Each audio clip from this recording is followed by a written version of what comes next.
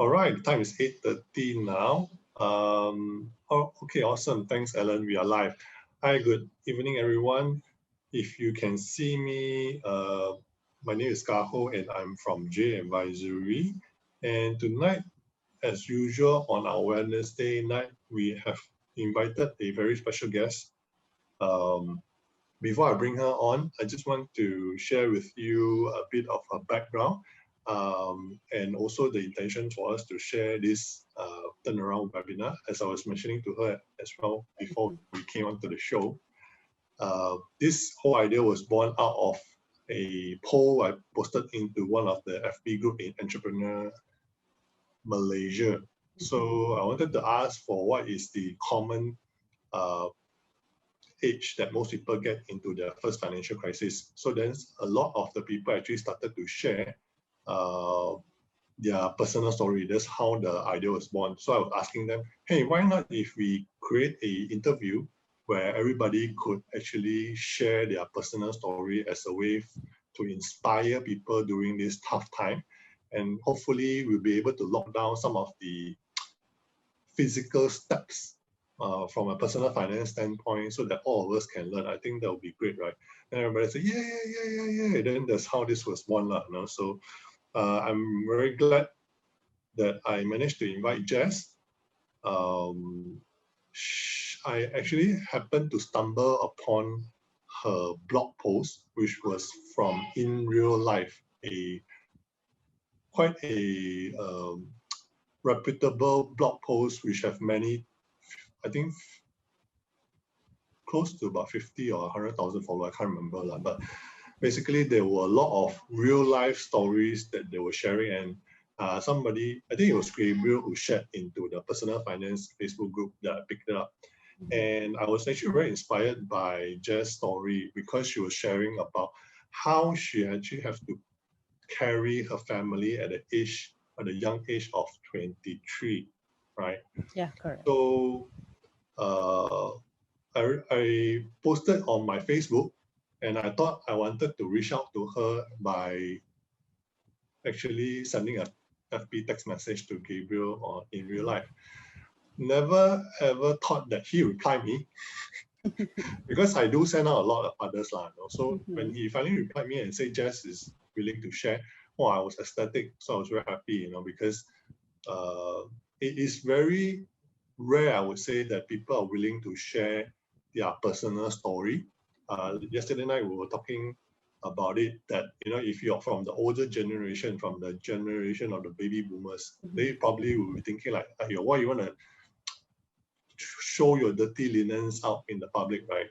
But I think for us like the younger generation, right, we feel that we wanted to share from a point of view as a way of inspiring and giving people strength during these tough times, right? So without further ado, I'd like to introduce Jess, and for all of you to give her a virtual clap. Yay! So hi everyone, good evening. First of all, it is a great honor to be invited for this interview. I am thrilled in a way to actually share what I've went through as means to actually help the younger generations, or even those of Gen X or baby boomers who are actually struggling as well. So I hope that from my story, it will be a way to tell the people out there that they're not alone. I mean, everyone also went through financial crisis, and as long as you have the right people to provide you with the right support, you can actually go through it without any problem. Yeah. Having said that, right, Jess, maybe let me just kickstart the ball rolling. Did you hear about the poll, or the result of the poll that I shared? At what age normally people started having their first financial crisis? No, I don't think you shared with me the results. What was the result?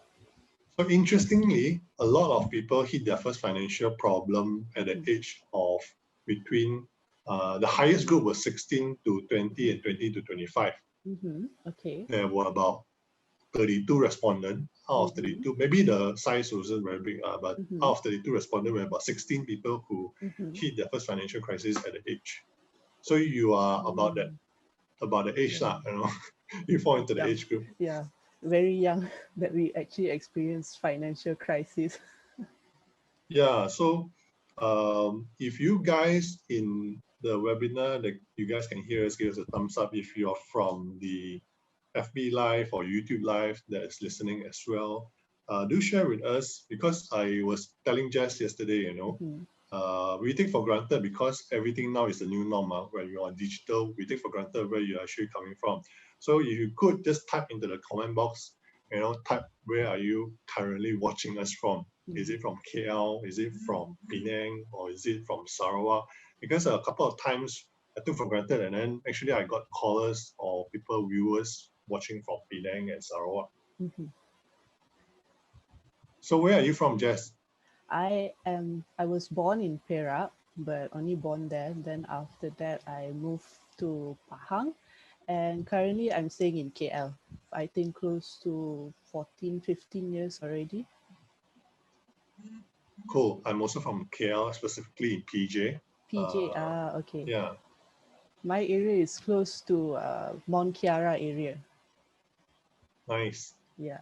So we're actually quite near, because I'm Yeah. in Kota Damansara. Okay. Yeah. Very near, that means. All right. So thanks, William. He says he's from Selangor. Okay, we are in the same vicinity. And today, I think we hit one of the highest COVID-19 rate. Selangor had about 2,000 plus cases. That was quite shocking, actually. Yes, yes. Yeah. KL itself about 600 plus. So correct. KL and Selangor make up about 50% of today's cases, Correct. So before we start, is there anything you want to share with the audience from a COVID point of view? COVID point of view, for me, it's just scary at the moment. I mean, 6,000 over cases. And with the new variant going on, apparently they're saying that even with the swab test, it can't be detected. So I hope everyone would just be safe, try to stay home as much as possible, only go out when it's necessary. So yeah. Yeah, thank you very much. All right, so let's start the sharing session, because I think people like William, we have also Mark joining us. They mentioned also they can't wait to hear your story. Okay. And like I said yesterday, I had the first hand supposed to be preview, but it turns out to be the whole movie. So I was very fortunate and excited to be able to hear Jess's story, right? So as a start, maybe I can just give a bit more teaser. So Jess actually went through in total about 3 financial crises, right, Jess? Correct. So I think her first one was much earlier, but definitely I will leave that to her for her to share a juicy story with you. But I guess not so much juicy, but I think what we really want to listen from her is really how she gone through and any practical steps that she'd like to share with us. Right, maybe Jess, you can start off by sharing your background of yourself as well as your family. Okay, so basically about myself, so I am a 27-year-old trainer in the hotel industry. So basically my position is the assistant training manager, but I hold a cluster role, meaning that I manage about 3 properties under my company itself. So I grew up in I wouldn't say a well-to-do family. We come from a moderate and comfortable financial kind of family. So when I was growing up, it was very comfortable in the sense of we were able to put food on the table daily, and as well as we were able to have nice things for ourselves. So what basically happened? So is this the part where I started sharing my whole story? Okay, so what the first financial crisis that I actually experienced, this is basically my whole family, was when I was about 10 or 11 years old. So that time, my dad wanted to venture into a catering business. So he actually resigned from his job, and we were actually doing quite well. But unfortunately, due to certain circumstances, our business kind of flopped, and we were actually going through financial crisis at that moment, in the sense of we weren't able to put food on the table on a daily basis. So we were actually struggling really hard. So at the age of 10, 11 years old, I didn't understand what was going on. I was wondering like, okay, last time I have food on the table, now I don't. So what's going on? But we were able to come out of it quite fast because of the support that my aunt actually gave us. So she brought us in and she, told us like, okay, I'll help you out, and then you guys can actually start building yourself back up. So uh, after that, while we were trying to, get back on track, my parents sat down with me and said like, okay, why not you focus on your studies, because education will actually help you in the future. And when I was younger, I wasn't an A plus student at all. I was constantly like flunking some papers, especially mathematics. I was really bad with it. uh, Other subjects was mostly like either B or C. So I didn't see the importance of education that time. Then when I look at my family situation and from the advice from my parents, then I told myself, okay, maybe I need to improve myself. So I started taking my education really seriously, and I actually managed to pull myself through and became a student. Wow, Yeah. So congrats. thank you, thank you. So when I graduated from high school, I immediately like pursue my diploma and degree. So of course, diploma and degree time, I actually took up an education loan. But of course, the plus point for this education loan was that they said that if I were to maintain my CGPA above 3.5, they can potentially convert it to scholarship. So I studied really hard to make sure that I maintain my 3.5 CGPA, which I managed to do. And I graduated from my diploma, got into my degree program. I was still on my loan, but at the same time, I actually received a scholarship from my university. So actually, Wow. they subsidized my study fees as well. And during my degree days as well, uh, I was actually doing part-time job also on weekends for banquet section in the hotel. So whatever events, the managers would call me up and I would go for part-time just to get some pocket money. And rewind back to when I was in my diploma days. So I actually did my internship in Sabah. So that was the time where I actually learned independence. So at Sabah, basically the study loan that I received, they actually gave me allowance on a monthly basis.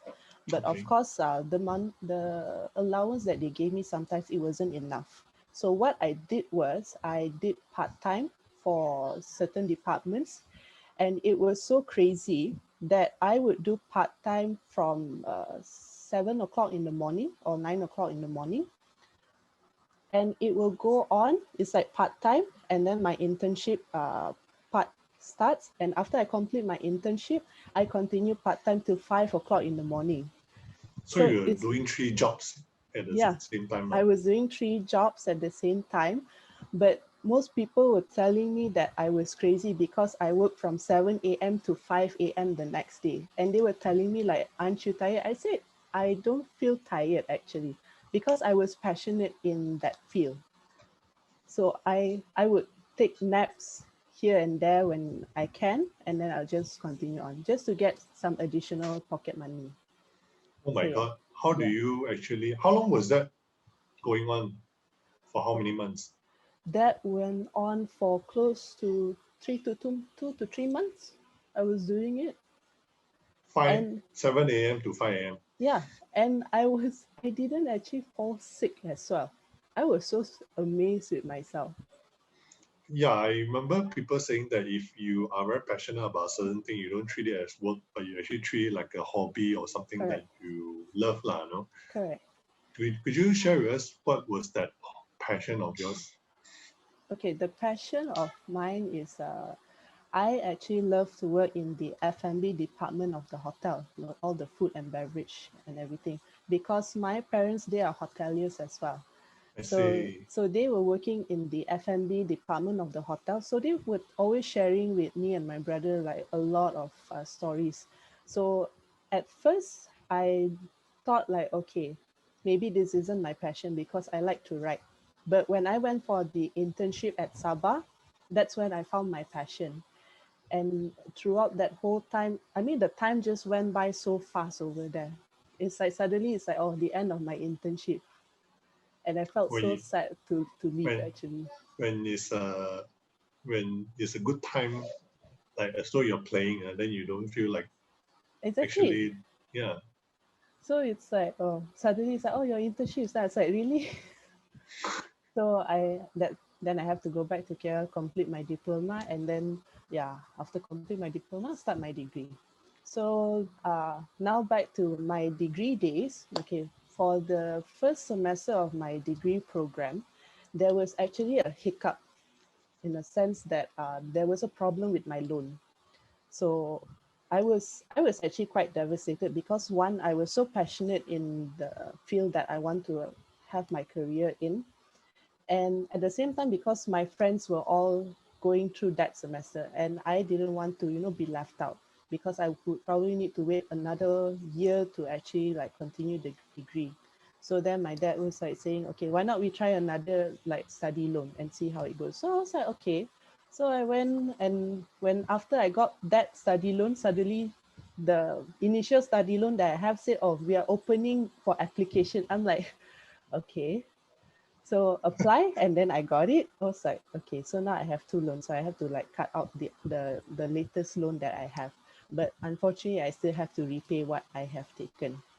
So then after I completed my whole degree program, I went for my final internship. And I was lucky enough at the age of 22, they actually absorbed me as their permanent staff. So I didn't have to go through that scary feeling of okay, I completed my internship, I don't know how to find a job and all that. They absorb me in automatically. Oh, okay, that's Yeah, nice. yeah. So when I started my job back in 2017, and that time yeah, Before you go on to your yeah, job, right? yeah. I'm just curious. I'm sure some of the viewer will be curious as well. Like Mhm, for you to take on your education loan, a lot of people mhm, are also relying on education loan. mm. Would you be able to share with us like what's the amount like and how easy or how hard was it for you to pay off that loan? Okay, for my education loan as a total, my loan would come up to 170,000 ringgit, to be honest. So, but as I mentioned earlier, because of the, you can convert the loan into a scholarship.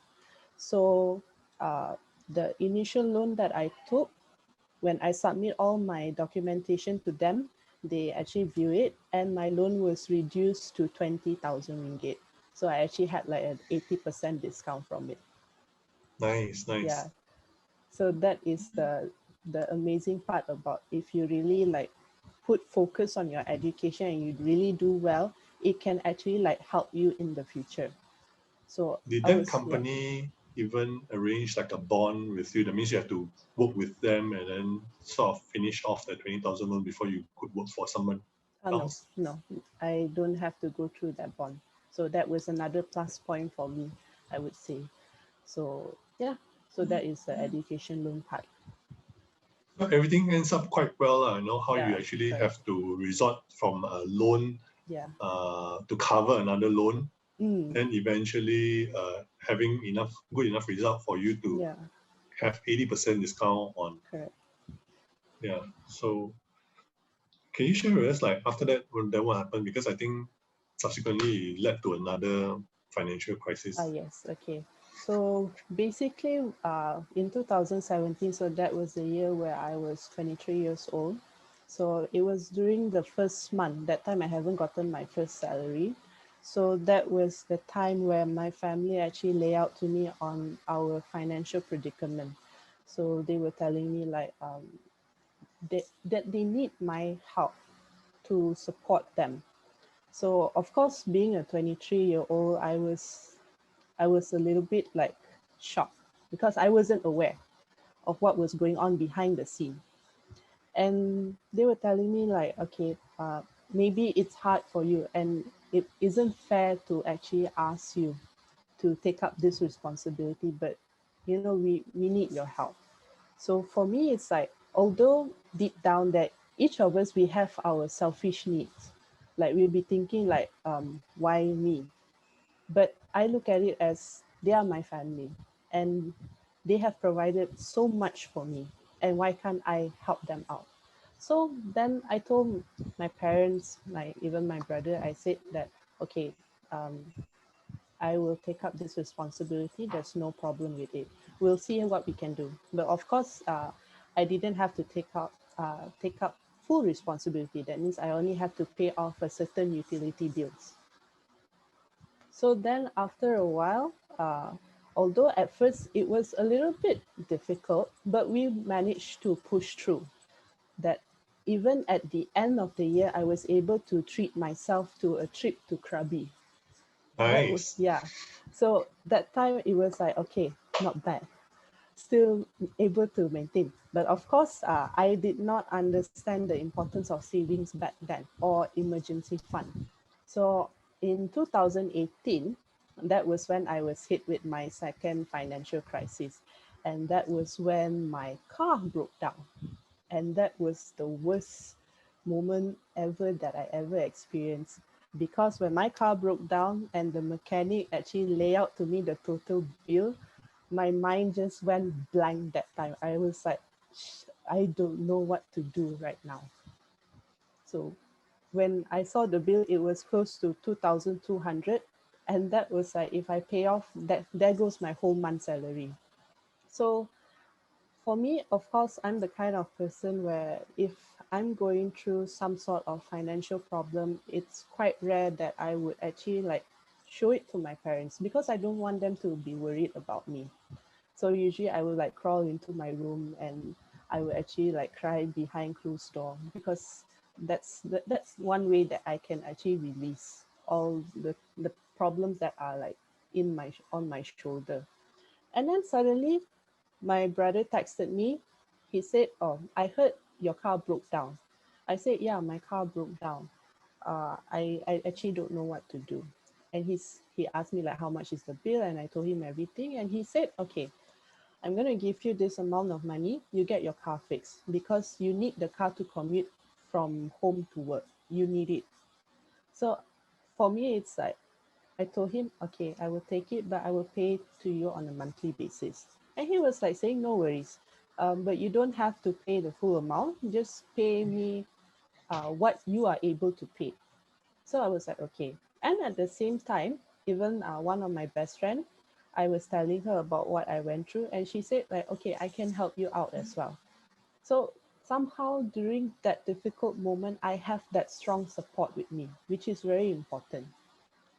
Yeah, I totally agree with you Mm, of how sometimes we really need to have close friends and mm, people that are very helpful, close to us. mm. So, Yeah. but out of curiosity, just like Mm. how many siblings do you have, Jess?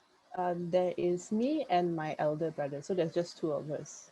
Oh, so you're the younger one. Yeah, I'm the younger one. So like for my brother, because when I turned 23, he got married when I was 22. That time I was still doing my degree. So for me, it's like, okay, he has a family to support, but he has been supporting our family as well. So I'm grateful to have him Yeah, like now that from I the beginning. can Yeah. understand what you mean by at the age of 23, you actually have to Mm. support your family because Mm. I think generally, I thought you were the eldest in the family because No. naturally the eldest Yeah. would, take up that responsibility, right? Yeah. Correct. But having to hear that, and Mm.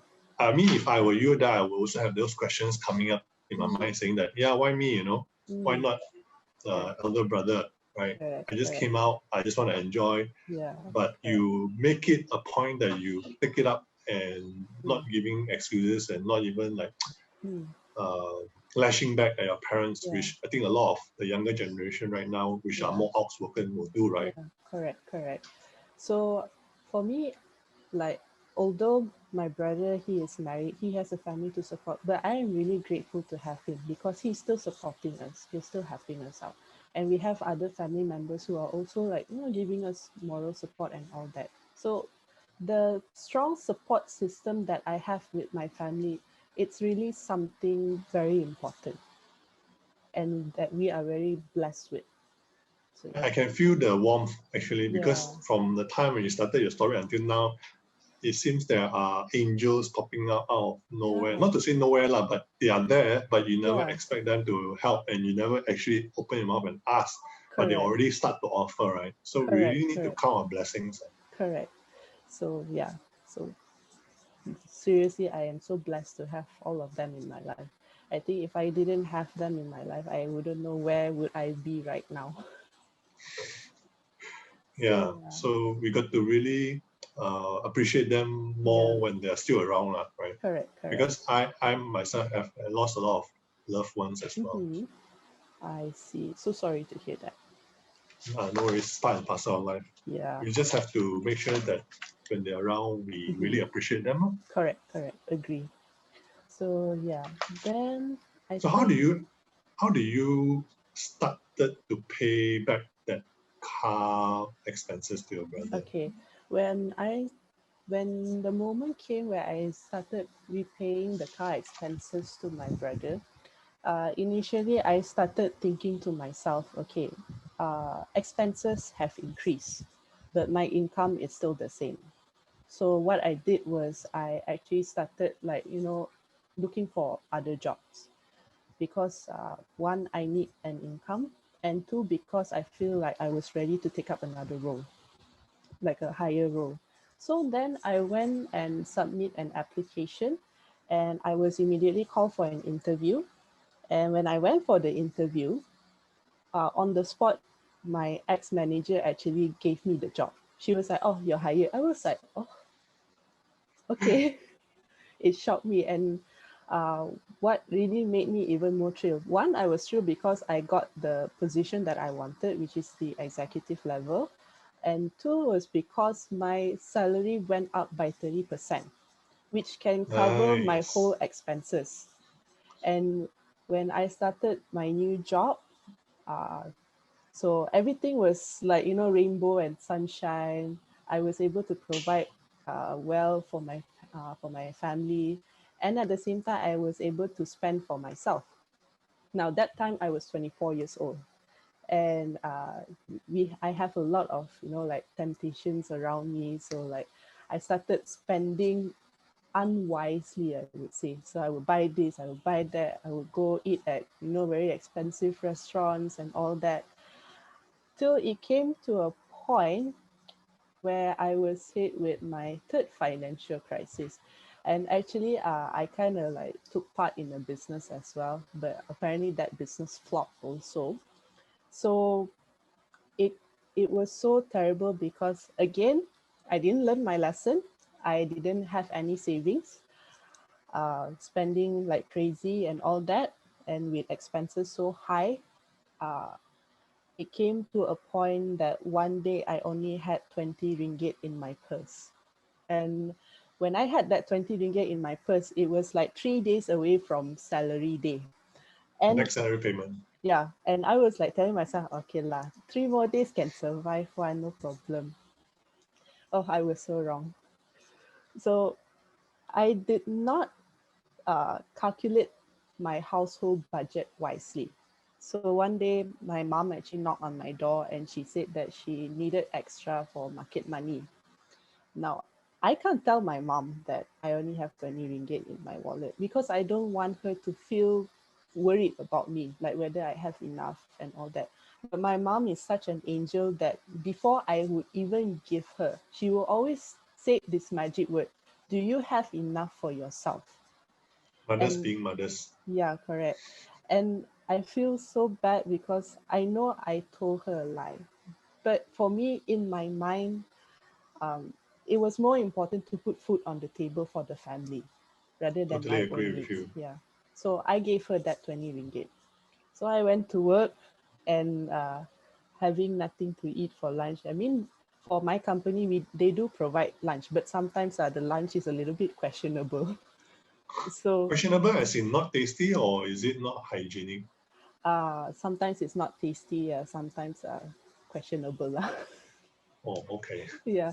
So So I was like, okay, I will ikat perut lah in a way, right? Okay, I can tahan, like no problem and all that.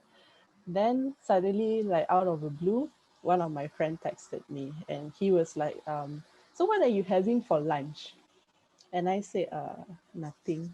I'm not having anything for lunch. He's like, why? So at first I didn't want to tell. I didn't want to tell him. But he kept persuading me. He was like, say, you're supposed to have lunch. Why aren't you having lunch? So I said, I don't have enough money with me. How can I buy lunch? Then he said, how long has this been going on? I said, for this situation, I think about 1 day already. I mean, like another 2 days, it's salary day. I think I can pull through lah. So then he has my bank account number, and he went silent for a while. And next thing I know, he sent me a message. He was like, I bank in some money for you, so go buy yourself lunch. And Oh, yeah, that's so kind. yeah, but I felt really bad and I felt Yeah. very ashamed because I mean I should have known better. Like emergency savings is important and all that, but because of my own mistakes that I spent unwisely, that I have to go through all this. So then I told him, I said, okay, when I get my next salary, I will make sure to pay you back. He was like, okay. So then when the following month came, apparently I was having the same problems again and again. And I know, okay, I'm hit with another financial crisis. And that means that I can't sustain my needs as well as providing to my family. And I actually went through a depression time. I almost cried every day because I didn't know what to do anymore. So then I called up my friend, the one that banking the money to me. I said, I need to talk to you. And then he was like, okay, about what? I said, I just need some help on something. So when I met him, I told him what I'm going through and I actually cried to him. I said, I don't know what to do anymore. I mean, like, as much as I try to, roll my money to make sure that I have enough, but unfortunately, I feel like I can't provide to my family. And when I can't provide to my family, I feel like a failure to my family. Yeah. So then after that, he just gave me a piece of paper. He gave me a pen. Yeah, can. Before you go there, Yeah, before you share your solution, yeah. I mean, I just want to also say that you actually have almost two crises within a short span of 2 years. I can relate to the feeling like, when you're age 23 and you're like paycheck to paycheck, and then suddenly when you've gotten that 30% increase, then you feel like, wow, everything is solved, and the feeling is like, so relief, So I think that is one of the law that we talk about in our classes. It's called, not Maslow, I can't remember the name really, but it basically means that somebody, when your income increase, our expenses increase together with income. So in order to be wealthy and having savings, I think this is the hard part which a lot of us couldn't do in the sense like, making sure that the expenses, even your income increase, but you still manage the expenses, right? Correct. So I also realized that you actually have another angel coming along. I don't know whether you consider your hiring manager as an angel, because from your story, you're basically saying that within 1 year you were promoted, sort of, because you got a new job, right? Yeah, correct. Yeah, that's really awesome, Yeah. And actually, we've got Wendy and Brian on Facebook. They also are trying to ask a question, if you don't mind. Yeah, sure. They were asking like whether your loan is a PT-PTN or not. I mean, just taking a step back. Okay. One of it, yes, it was PT-PTN. Okay. So the other one, the one that was supposed to cover the PT-PTN, the one is a... Okay, the PT-PTN one was the second loan that I took up. The first one I took up was actually Mara. Okay. So the PT-PTN was supposed to cover the Mara one. Yes, correct. Okay, yeah. I think that's the natural thing to do when you talk about education, because PT-PTN has one of the lowest interests in terms of loans for education. Correct. Yeah.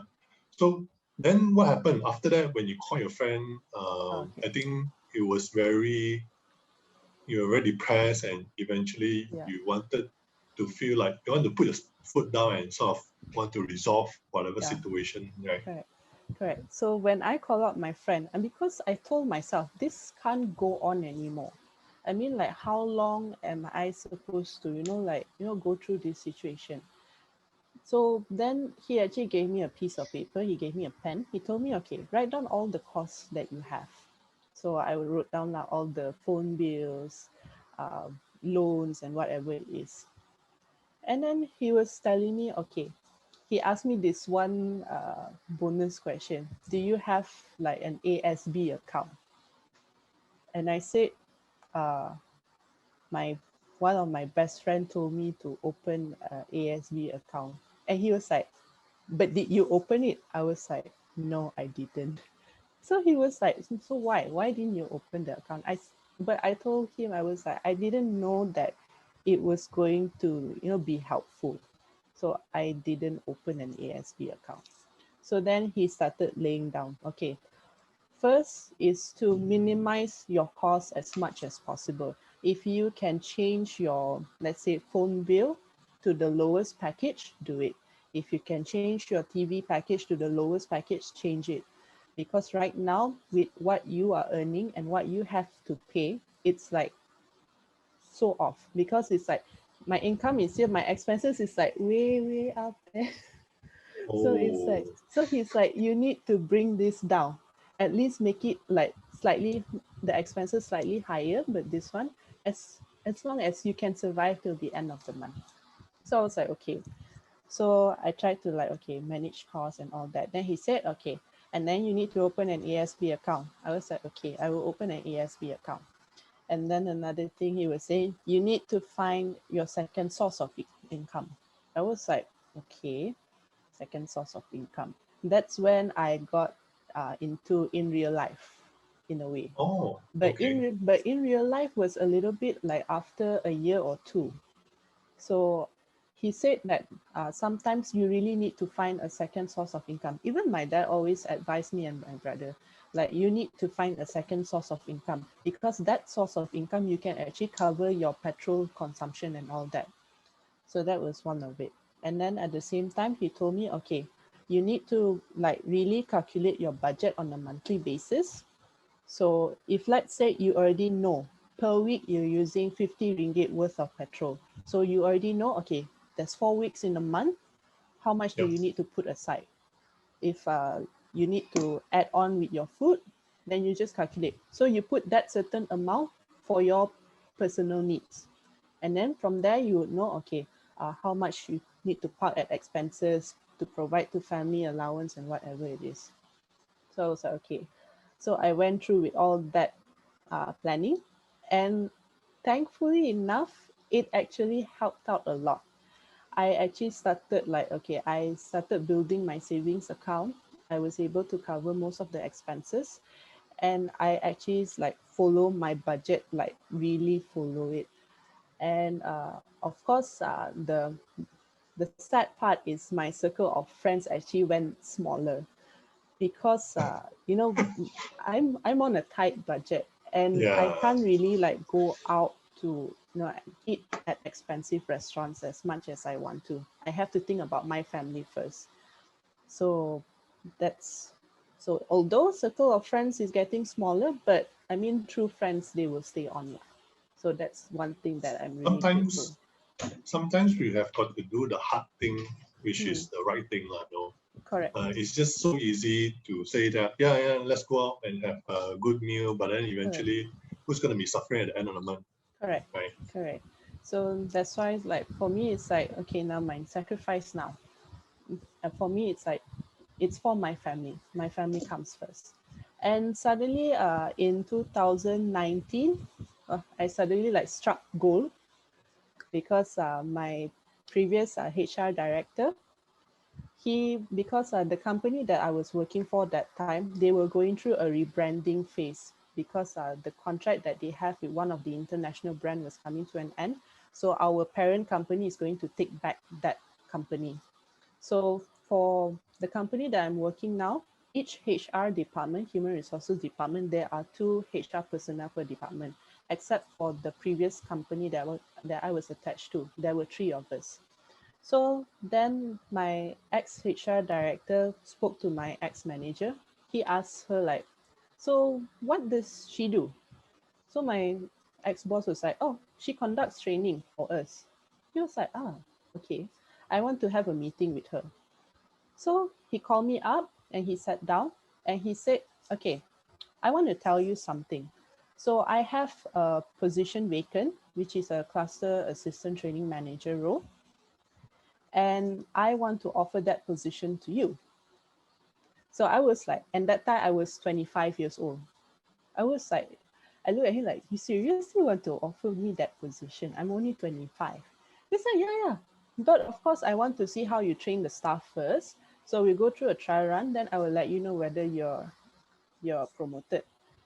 So I prepare all the training modules that he asked for, and I conducted the training. And after that training, I had another meeting with him, and he straight away told me, okay, guess what?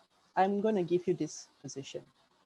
I was Awesome. like, yeah, but then I told him like, okay, can you give me like 2 or 3 days, like think about it and all that. He was like, okay, I'll give you 2 to 3 days. So I called up my friend who was the one that banking the money for me. I told The him, nice I guy. said, yeah, the nice guy. So I was telling him like, okay, my HR director is going to give me this job, but I don't know whether I should take it.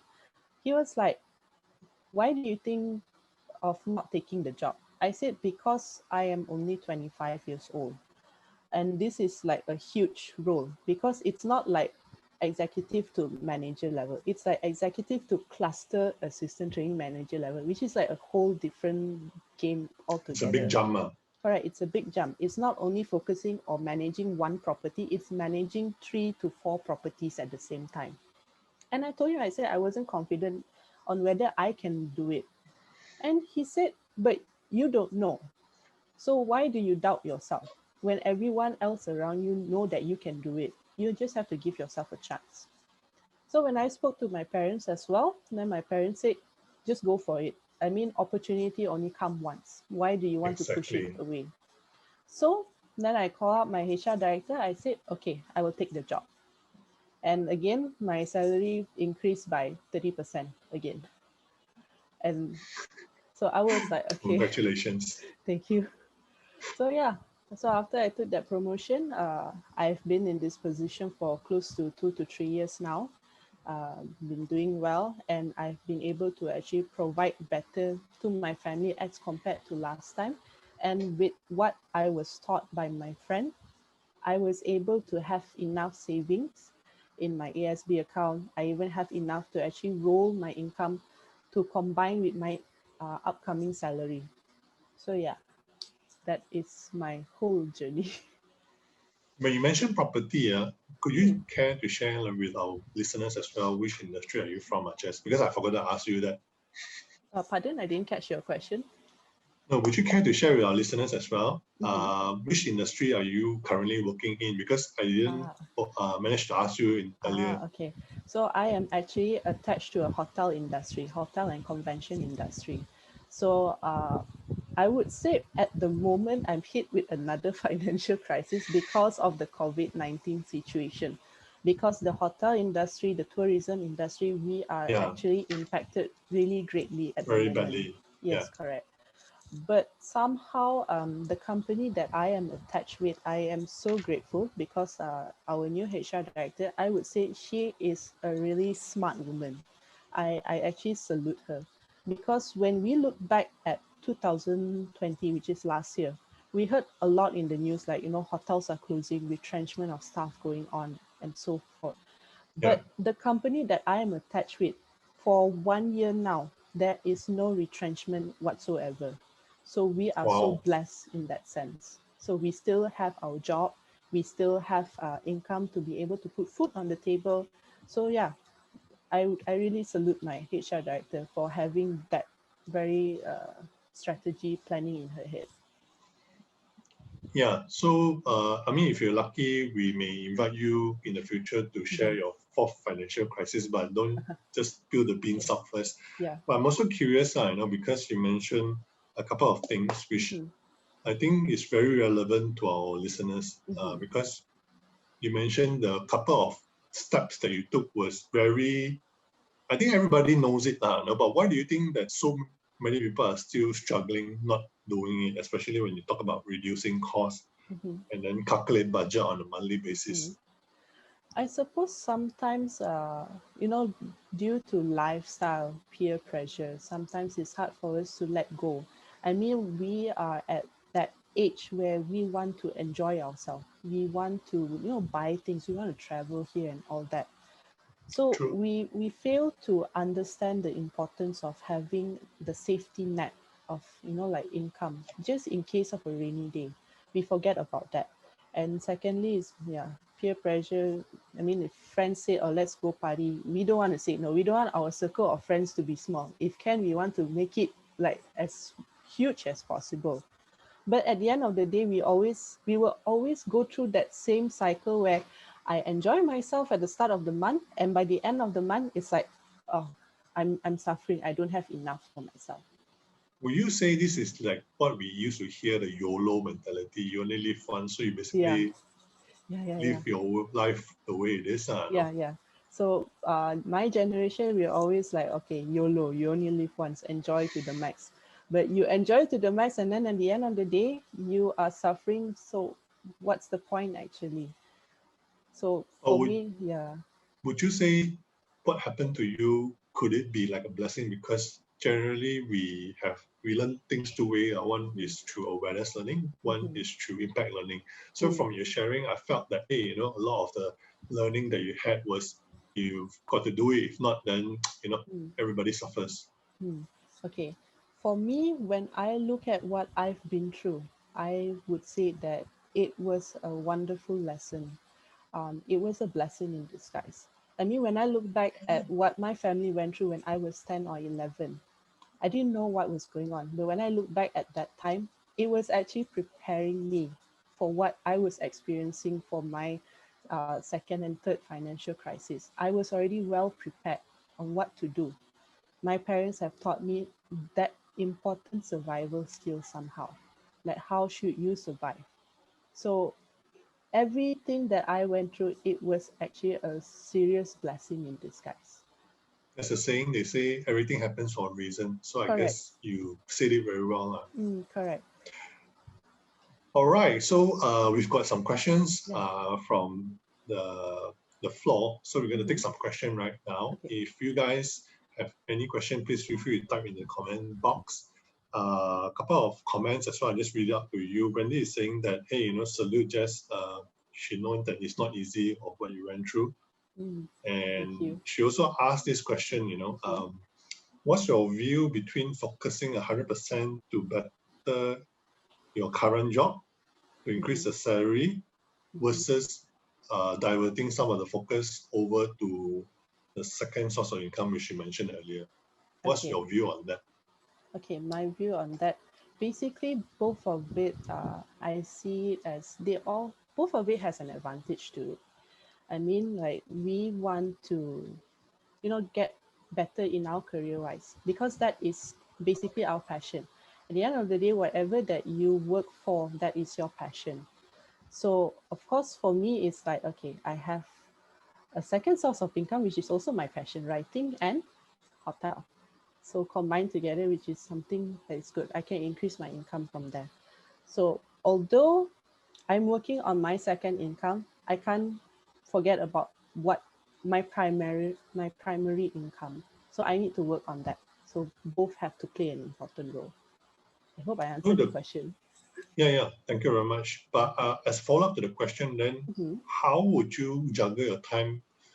Since I know you work from 7 a.m. to 5 a.m. before, but Yeah, not many people can do what you're doing. Is there yeah. any tricks or hacks, shortcuts that hmm you're doing that allows you to manage your time in such a way that you can focus on your primary job hmm as well as your side gig? Okay. Basically, the only tricks or tips that I can say is self-discipline. That is the number one rule to everything. So for me, it's like, okay, Monday to Friday, that is my work days. So 9 to 6, I am focused on my primary job. But after hours, I would probably give myself maybe 30 minutes, 1 hour to come up with ideas to write for articles and all that. Saturday, Sunday, okay, maybe I would park Saturday as the day where I spend or focus on my second income. Uh, Sunday, maybe I would I would treat myself, okay, it's a relaxed day. Because we can't really like push ourselves too much as well, because it wouldn't be good for our mental health. So we Yeah. need to take care of ourselves. So for me, it's like everything needs to be in moderation, because at the end of the day, if you don't take care of your health and your health goes, then what income will come in? How do you provide to your family that time? Well, I'm just curious Mm, because I mean I totally agree with you, but I'm just mm, curious for somebody at a young age like you mm. to think about health. Where does this influence come from? Uh, I have no idea. That thought is always in my mind. So because Interesting. because when I went through the financial crisis, I have all those depression state and all. I know Ah, how painful it is to go through mental depression, because you wouldn't have any energy to actually do anything because you're already like emotionally down. So exactly. yeah, so it's like you wouldn't have motivation to do any of your job. You wouldn't even have the focus. So that's where I think like, okay, your health plays an important role as well. If you don't take care of your health, especially your mental health, it's like gone case. Yeah. And I'm also curious because you had depression relatively young. Lah. I mean, Mm, I went through that phase as well. mm, And definitely we have our steps of how we get out of the state. Lah, mm-hmm, If somebody is in the exact same state mm-hmm, of depression right now, mm-hmm. what would you tell them or what would you advise them to do to sort of, get them out of that? Okay. For those who are going through depression, okay, my first advice is you need to find your strong support system, because you need to talk with people, because you can't keep everything to yourself, because it will eat you Exactly. up on the inside. So for me, I am so blessed because I have my parents who, when I'm going through tough times, they are there to hear me out. I have friends who are there to hear me out. So most importantly, you need to make sure that you have a very strong support system with you that will always be there for you, and not like when you're telling them the problem and then they are suddenly like telling their problem, and then you have to listen to their problem.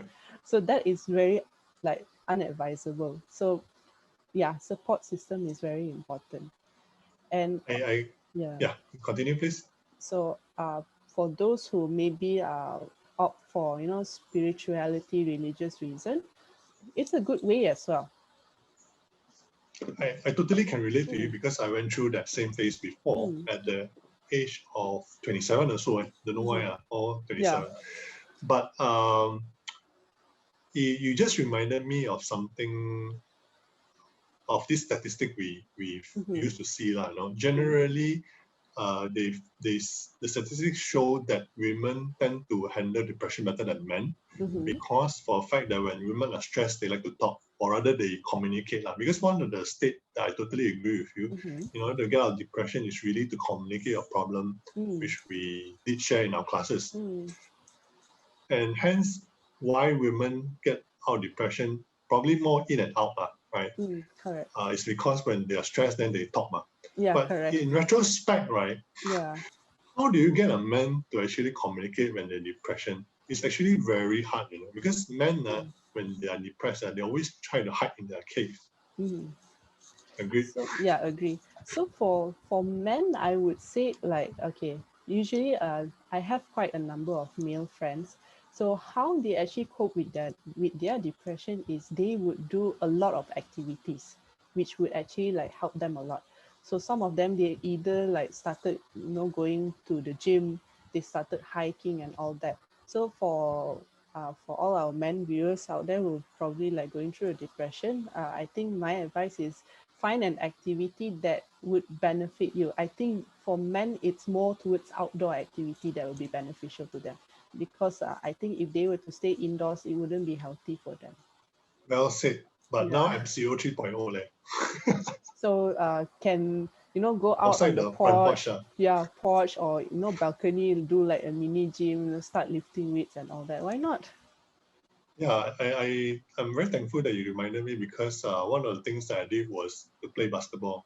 So when you actually have a lot of friends there, it's very hard for you to feel depressed, especially when Correct. you're exercising and having fun. Right? Correct, correct. So yeah, well said. Yeah. So we actually have another 5 minutes before we wrap up. I think we can take a few more questions, maybe limit up to 2 more questions. Okay. But while they are typing, then maybe I get to ask the question first. Can. Jess, because you mentioned very early on you started having like internship, part-time jobs, and you were very focused on trying to increase your family revenue or income, right? But you mentioned at the age of 10, 11, you didn't really know what happened. So where was the motivation, since that, you know, when you're young, you're also not very sure, but what was the motivation for you to really go out there and try and earn as much to support your family? Okay, that motivation. Okay, seriously, I do not know where that motivation came from. I mean, it just like, just crossed in my mind, like, oh, I need to get extra money and all that. So yeah, but for sure, when I was 10 or 11 years old, when I look at my family who were successful in their career because of how they are focused in their education, that actually is a push factor for me to, you know, focus on my education as well. But I suppose when I was in Sabah, when I started doing the part-time and all, I think that my motivation was to get enough money to pay for my flight ticket back to KL. Oh, that's stress. That's a challenge that your family, was it given to you, or because of the circumstances that was how it has to be? Because for me, that time I was learning a lot about being independent. So I didn't want to really like depend on my family too much. I want to see how far can I go. So that's why I like thinking, okay, why not I do part-time and then, you know, like generate my own saving to buy my own flight ticket. That was my That's push cool. That's factor. cool. Yeah. Yeah, I think it comes with maturity from what you're saying, because as a part of growing up, you already have the mindset, plus the fact that when you are in the situation, then it pushes you more, motivating you more. Can I say that? Yeah. All right, very good. Can I get you to share the few practical steps which you were sharing with me yesterday? I think you didn't list out exactly, because I find that those are some of the practical steps that you can actually help you to save when your friend were asking you to, you know, write down each and everything. Okay, so the practical steps, I would say, okay, you need to break down your everything into certain categories. So like, for example, you break down your first category into loans or debts. That's one. Second would be on utilities or bills. And your third would be allowance, savings. So then, okay, then you list down on a monthly basis how much you need to pay off your loans, your debts and everything. And then you list down your utility bills. Of course, utility bills, sometimes it changes. Like, you know, electric bill, sometimes this month can be 150, the following month can be increased. So you just take an average and then you park it in. And then allowance and everything, okay, if let's say I have ASB, okay, put in ASB and everything. And then from there, once I got all the amount that I need to cover for my expenses, then compare it with income, minus it off, then you will have your safe net. That is one of the practical steps. So yeah, maybe I can help you out because actually I find this very amusing, which the listeners need to know. Is it okay if I share? Yeah, sure. So yesterday when we went through walkthrough, Mm-hmm. the rehearsal, actually Jess was sharing this step-by-step process where she actually had to list down the electricity bill. And when she saw that it was so high that you were doing, Oh yeah, I remember that one. I think that is fantastic, not because that we are being stingy, but yeah, you really become creative when you're forced to a corner. Would you like to share yeah. that part? Okay, so for electricity bill, I actually have this bad habit at home. So to save the electricity bill from going too high, I actually unplug from the main switch. So whenever like for example, after I finish watching TV, so I would turn it off. I won't turn off the main switch, plug out. Even when I leave the room and I go to work, I will unplug from my main switch. So that is one way to actually conserve from excessive electrical consumption. Yeah. And then you also mentioned that you were focusing on having more meals in the company because they do provide you, right? Yeah, correct. And you were skipping some of your atas restaurants. Yeah. So that's another practical step. So I started eating the food that the company provide. So even if it's not really that nice or whatever it is, like it's just makan. The Yeah, atas because you one, need yeah, to save whatever, every correct, penny that you correct, can correct, save, you just save, right? correct. So the atas restaurant one, I have to sacrifice at the moment. But sometimes it's actually all right to, treat yourself to something Yeah, nice. yeah. Like even my mom also, she always remind me every month, you need to buy something for yourself. Always treat yourself to something because you can't be using the same shoe again and again. If you want to buy yourself a new shoe, buy. I was like, okay, but what if I don't want to? She was like, just treat yourself. So it's not, yeah, like you say, it's not about being stingy, but it's just being careful because we don't know what is going to happen in the future. Like maybe we need something for an emergency and all that. Yeah, totally agree with you. In our classes, we actually share to our students that, if as long as you have your emergency fund and then you have allocated enough expenditure that after you spend everything, it's actually good to reward yourself because if not, you'll come to a point when we use the word constipation financially. Yeah. What it means is that suddenly you just lost it and then you start spending like nobody's business, right? So that is something even worse. So that's why when you reward something, may not have to be very expensive, but something nice that you wanted, when you actually have allocated for it, I think it's fair, Correct. So that's why even sometimes I told some of my friends, now if you want to spoil yourself once in a while, it's not wrong. You can just be mindful of how much you're spending. Make it like a certain budget. Okay, this is the amount that I want to spoil myself with. So yeah.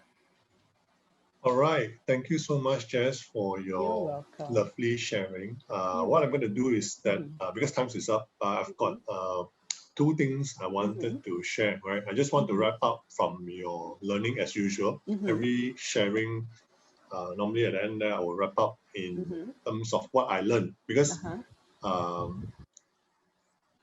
this is something very important. I guess by me hosting this webinar for the benefit of other people, actually I benefit more. So I realized that you really gone through a lot, especially when you have to take on so much responsibility of being the sole breadwinner of the family at age 23. So I did mention in my post in FB as well that when I was at age 37, I had to take on that same responsibility, right?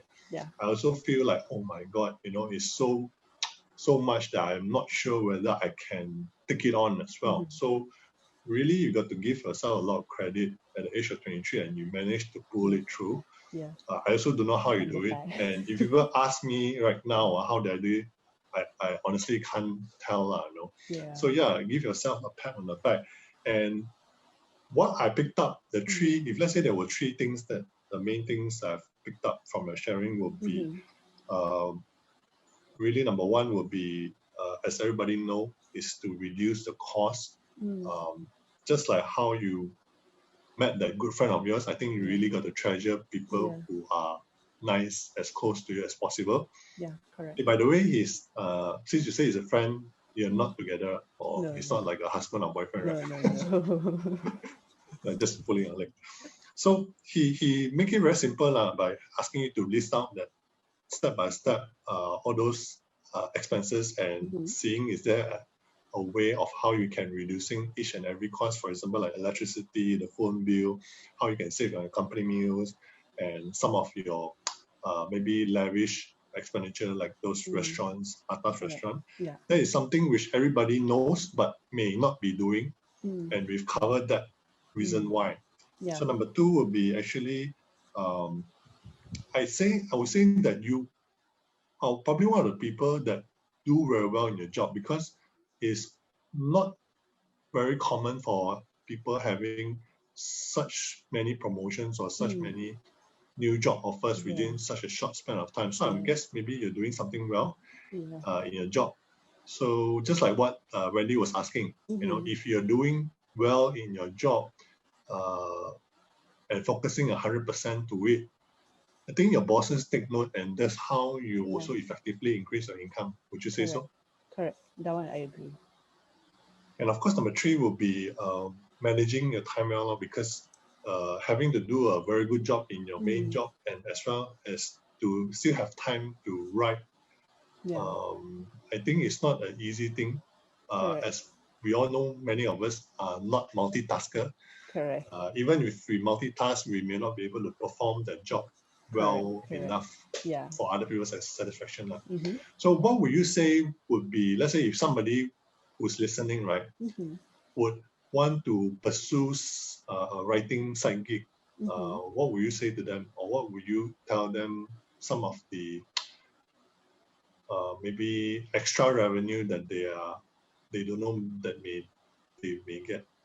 Okay, if let's say they want to be a writer, I would say, okay, don't have too much expectation, because sometimes when we believe that we are good writers, we forgot that there are better writers out there. That's why some of them, they become editors and all. So when you want to be a writer, be very open to actually learn from them. Take the ideas that they are actually giving you.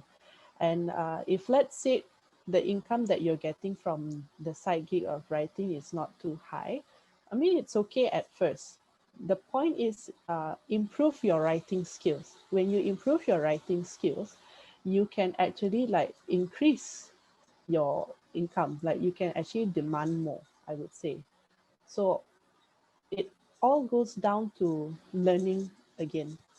As long as you learn, you can actually do better and you can demand more, I would say. Yeah, lovely sharing. So the last thing before I go, just like what you have been doing for us, we're very grateful for your help. And I think one of the things that J Advisory really hold on to is really how we like to help more people through our debt management workshop that we're having our second one this Saturday. So we're going to have one workshop every month, sort of to help people in order for them to turn around what are things that they need to manage is really on the debt.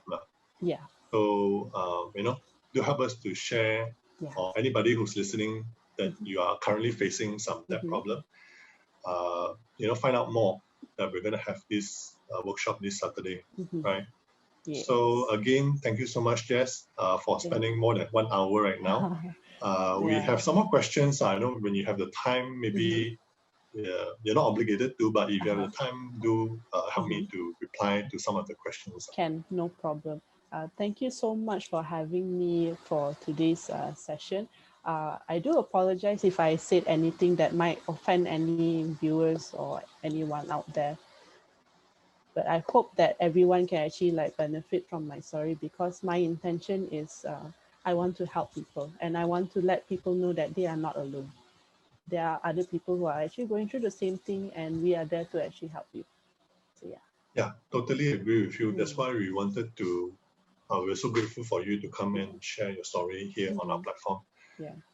So to everyone's listening, do stay safe. If there's no reason for you to go out, please stay at home. Take care. Stay strong. Safe. Bye-bye. Bye-bye.